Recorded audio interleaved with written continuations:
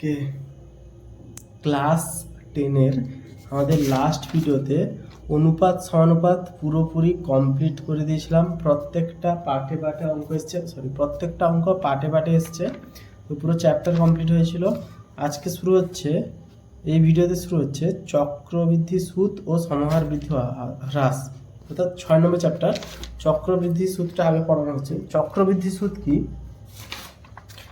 মনে করছি এই ভিডিওটাতে শুধুমাত্র বোঝানোটা হবে, অথবা অঙ্ক দু একটা হতে পারে, যাই হোক একটা হবে। তো চক্রবৃদ্ধি সুদ হচ্ছে, আমরা সরল সুদ পড়েছিলাম।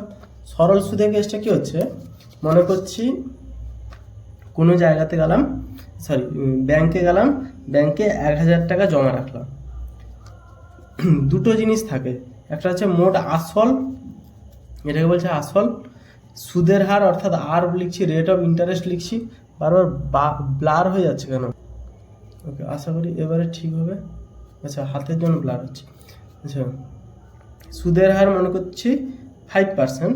আর একটা জিনিসের উপরে ডিপেন্ড করে, সেটা হচ্ছে সময়, মানে টি এর উপর ডিপেন্ড করে। দিলে আমাদের বের হবে কত টাকা সুদ পাবো। এটা আমাদের সরল সুদের ক্ষেত্রে পাচ্ছি, চক্রবৃদ্ধি সুদের ক্ষেত্রে না। মনে করছি 5%, সময় ধরছি 4 বছর, এটা সময়। তাহলে সেই হিসাবে যত টাকা পাবো, মনে করছি হিসাব করে বের করতে হবে, যাই হোক সমস্যা নিতে। এই হিসাবে যা টাকা পাবো, যদি সুদ এইটা কমে যাচ্ছে, আসলটা কমে যাচ্ছে, তাহলে সুদ কম পাবো। যদি সুদের হার কমে যাচ্ছে, ডাউন চিহ্ন মানে নিচের দিকে নামছে, সুদের হার কমে যাচ্ছে, তাহলে এক্ষেত্রেও সুদ কম পাবো। যদি কম সময়ের জন্য রাখছি, এক্ষেত্রেও সুদ কম পাবো। টোটাল হিসাবটা এটা ছিল।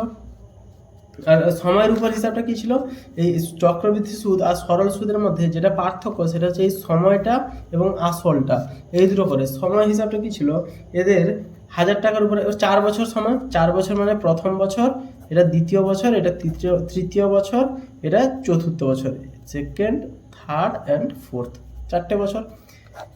যখন হিসাব হবে, আমাদের টাকার হিসাব হয়, সুদের হার সব জায়গায় ফিক্সড হচ্ছে, এটা ম্যাটার করে না। যেটা ম্যাটার করে সেটা হচ্ছে 1000 টাকা সুদ প্রথমে দিচ্ছি, সময় তো এখানে লিখেছি, 1000 টাকাটাও ম্যাটার করে, অর্থাৎ সুদ আসলটা, আসল যত বেশি দিব সুদ তত বেশি পাবো, এটাই মেইন হিসাব। 4 বছরের মধ্যে সরল সুদের ক্ষেত্রে, এটা চক্রবৃদ্ধি সুদ চ্যাপ্টার, কিন্তু আগে আমি সরল সুদটা মনে করাচ্ছি। সরল সুদের ক্ষেত্রে, সরল সুদ এই ক্ষেত্রে কেসটা কি হচ্ছে, প্রথম বছর যেটা আছে 1 নম্বর বছর, 1 নম্বর বছর প্রিন্সিপাল অর্থাৎ আসল হচ্ছে 1000 টাকা, এরই উপরে সুদের হিসাব হবে। 2 নম্বর বছরেও সেই 1000 টাকার উপরে সুদের হিসাব হবে। 3 নম্বর বছরেও সেই 1000 টাকার উপরে সুদের হিসাব হবে। 4 নম্বর বছরেও 1000 টাকার উপরে সুদের হিসাব হবে। কিন্তু চক্রবৃদ্ধি সুদের ক্ষেত্রে কি হচ্ছে, প্রথম বছরে আমরা 1000 টাকা জমা দিয়ে এসেছি ব্যাংকে, তো সে 1000 টাকাই হিসাব করবে। এর উপরে প্রথম বছরের উপরে এখানে সুদ দিচ্ছে, মনে করি 50 টাকা দিচ্ছে। তাহলে এক্ষেত্রে সরল সুদের ক্ষেত্রে হিসাবটা বের করছি। সরল সুদের ক্ষেত্রে প্রথম বছরে দিচ্ছে 50 টাকা সুদ, দ্বিতীয় বছরে 1000 টাকার উপরে সেই 50 টাকাই সুদ হবে, এবছরেও সেই 50 টাকাই সুদ হবে, এবং এই বছরেও সেই 50 টাকাই সুদ হবে। তাহলে 50 টাকায় 200 টাকা সুদ পেলাম। 4 বছর পরে আমি 1000 টাকার উপরে 200 টাকা ফেরত পাবো। এক্ষেত্রে এটা হচ্ছে সরল সুদ, এটা হচ্ছে সরল সুদ। আবার চক্রবৃদ্ধির ক্ষেত্রে কেসটা কি হয়েছে, চক্রবৃদ্ধির ক্ষেত্রে বলছে 1000 টাকা তো প্রথম বছরে আমি জমা দিলাম, তাহলে প্রথম বছরের জন্য 1000 টাকার উপরে সুদ হবে। 1000 টাকার উপরে সুদ জানি আমরা 50 টাকা। দ্বিতীয় বছরে আমরা সুদ পাবো, 1000 টাকাটা তো আমার টাকা, আর 50 টাকাটা আমাকেই দিয়েছে, অর্থাৎ আমার কাছে এখন টাকা আছে 1050 টাকা, অর্থাৎ আমার নামে যে ব্যাংকে খাতা চলছে, তাতে খাতাটাতে চলছে 1050 টাকা আছে। এটা হচ্ছে হিসাব। তাহলে এক্ষেত্রে আসলটা বেড়ে যাচ্ছে, তার মানে সুদ বাড়বে। সুদ মনে করছি বাড়ছে 52 টাকা হচ্ছে, ধরছি বাড়ছে, এটা কিন্তু উত্তরে 52ই বের হবে তার কোনো ঠিক নেই, জাস্ট বাড়বে, কারণ আমাদের আসল বাড়ছে মানে সুদ বাড়বে, এটা আমরা জানি। এখানে বলেছিলাম আসল কমছে মানে সুদ কমছে, অর্থাৎ আসল বাড়ছে মানে সুদ বাড়বে, এটা স্বাভাবিক হিসাব। 52 টাকা হচ্ছে, তাহলে এটা হচ্ছে 2 নম্বর বছর পরে হিসাব করছি যে 52 টাকা পেয়েছি। তাহলে আমাদের আগে ছিল 1050, এখন হচ্ছে 52, তাহলে উত্তর হচ্ছে টোটাল আগে 1050 ছিল, এখন আবার 52 টাকা সুদ দিয়েছে, তাহলে 1102 টাকা হিসাব হচ্ছে। এর উপরে 3 নম্বর বছরে আমাদের সুদের হিসাব হচ্ছে 1102 টাকার উপরে, তখন মনে করছি 55 টাকা সুদ হচ্ছে।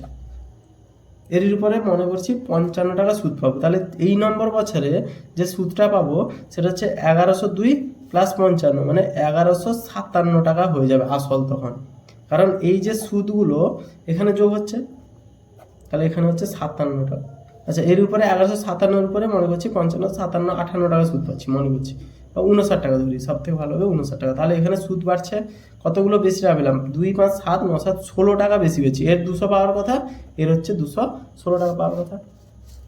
মেন পার্থক্য হচ্ছে আমাদের আসলটা সরল সুদের ক্ষেত্রে কনস্ট্যান্ট থাকছে, কিন্তু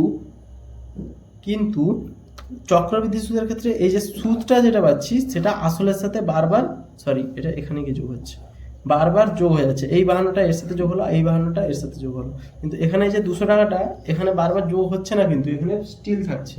তো নর্মালি ব্যাংকে যে সুদটা দেয় চক্রবৃদ্ধি সুদের উপরেই দেয়। ওকে, চক্রবৃদ্ধি সুদ সম্পর্কে একটা কিছু আইডিয়া এসেছে। এবারে সুদের সূত্রটা করাবো।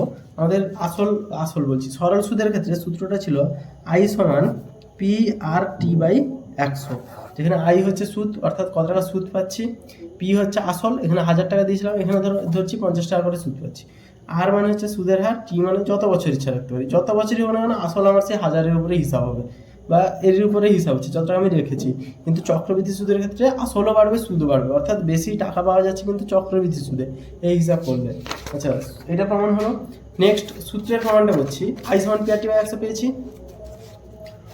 যদি আই টাকা সুদ হয়, আসল পি টাকা হয়, একটা ব্যাংকে 1 বছর অন্তর সময় হচ্ছে টি ধরছি, টি না, সময় 1 বছর ধরি, 1 বছর অন্তর হিসাবটা করেছিলাম এখানে, যে এক্ষুনি যে অঙ্কটা দেখলাম 1 বছর অন্তর করেছিলাম, এবং সুদের হার R% হচ্ছে, R%। চক্রবৃদ্ধি সুদের ক্ষেত্রে কি হচ্ছে, 1 বছরে পি টাকার সুদ হচ্ছে কত, আচ্ছা পি টাকার ক্ষেত্রে সুদ পাচ্ছি, এই যদি এগুলো যদি তার শর্ত হয়, সুদ মানে আই সমান হচ্ছে পি ইন্টু আর ইন্টু টি, মানে 1 বছর বলেছি 1/100, তাহলে সমান হচ্ছে পি আর বাই 100। এটা হচ্ছে আমাদের কি সুদ, এই যে পি আর বাই 100টা হচ্ছে আমাদের সুদ। 1 বছরের মধ্যে আমাদের সুদ হচ্ছে পি আর বাই 100 টাকা, এটা হচ্ছে 1 বছরের মধ্যে সুদ এত টাকা। তাহলে প্রথম বছরে টাকা দিলাম পি টাকা, তাহলে আমি ব্যাংকে গেলাম, প্রথম বছরে দিলাম হচ্ছে গিয়ে পি টাকা, 1 বছর পরে সুদ হয়েছে আমার পি আর প্লাস 100, এটা যদি তারপরে 1 বছর শেষ হলো, এই টাকাটা আমি সুদ পেয়েছি। নেক্সট দ্বিতীয় বছর এলো, যদি সরল সুদ হতো এই টাকার উপরেই সুদ পেতাম, কিন্তু যেহেতু এটা চক্রবৃদ্ধি সুদ তাই কি হবে, আমাদের সুদের যে পরিমাণটা পি আর বাই 100, এটা শুধুমাত্র সুদ টাকাটা পেয়েছি, মানে এক্সট্রা টাকা, এটা এই টাকাটা প্রথম বছরের পরে এর সাথে যোগ হবে, যেহেতু এটা চক্রবৃদ্ধি সুদে কি হয়, সুদ আর আসলটা একসাথে যোগ হয়। তাহলে মোট 1 বছর পরে পি টাকা রেখেছি, তার 1 বছর পরে আমাদের মোট টাকা হচ্ছে, এক্ষেত্রে আসল সমান পি টাকা অলরেডি ছিল, এর সাথে সুদ টাকাটা যোগ হয়ে যাবে, এই টাকাটা হচ্ছে আমাদের আসল টাকা 1 বছর পরে। এখানেও ব্যাংক সে R% সুদ, আবার এর পরের বছর হিসাব করলে, মানে 1 বছর সময় সুদ যদি হিসাব করি, সুদ পাবো কত, আই সমান পি মানে এইটা P plus P R by 100, এটা পুরোটা পি ইন্টু আর টি মানে এটা বাই 100, এটা পাবো হিসাব। তাহলে এটা হচ্ছে সুদ, এটা হচ্ছে দ্বিতীয় বছরে। আচ্ছা, এটা লিখে দিই, এটা হচ্ছে আমাদের সেকেন্ড ইয়ার। এই ক্ষেত্রে এটা হচ্ছে আসল হচ্ছে দ্বিতীয় বছর, মানে দ্বিতীয় বছরের শুরুতে, প্রথম বছরে আমাদের আসল পি ছিল, এটা হচ্ছে দ্বিতীয় বছরের আসল। তাহলে দ্বিতীয় বছরের ক্ষেত্রে আসল এইটা, এবং সুদ পেলাম এইটা পি ইন্টু এটা বাই এটা পেলাম পি ইন্টু এটা। যদিও পরীক্ষায় এগুলো আসবে না, তাও যাদের মনের ইচ্ছা জানার তারা ভিডিওটা দেখলে ভালো। সুদ পেলাম।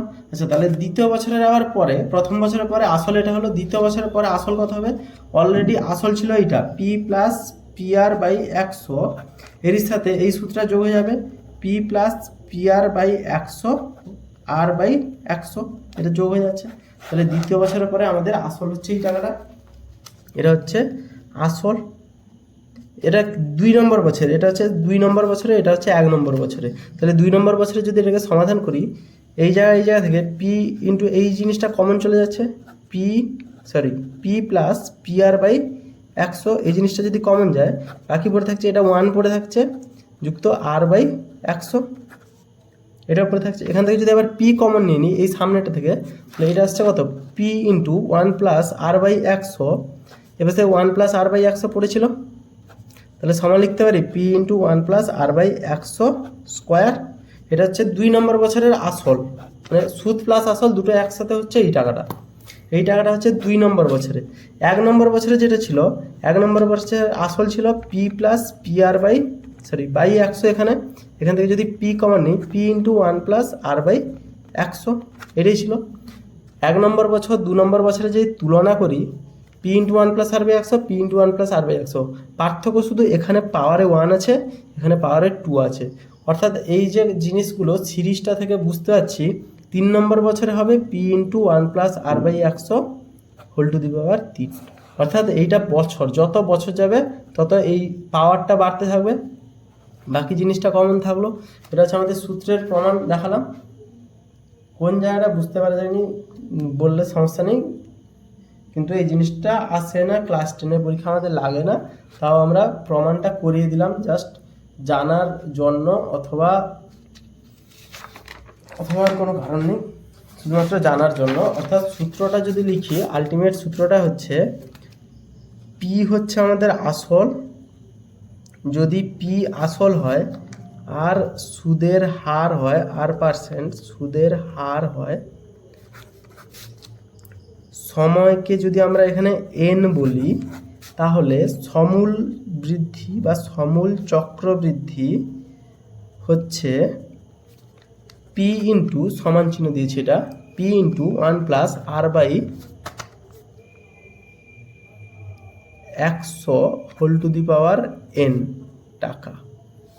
এটা হচ্ছে একমাত্র সূত্র। সরল সুদের যেরকম সূত্র ছিল আই সমান পি আর টি বাই 100 টাকা, একটা সূত্র, ওয়ান অ্যান্ড অনলি যাকে বলে, এক্ষেত্রেও ওয়ান অ্যান্ড অনলি একটাই সূত্র। সরল সুদ আর এর মধ্যে পার্থক্য হচ্ছে এটা শুধুমাত্র সুদ বলে, এটা হচ্ছে শুধুমাত্র সুদ বলছে, অর্থাৎ এর মধ্যে কিন্তু আসল যোগ নেই, আসল আলাদাই আছে।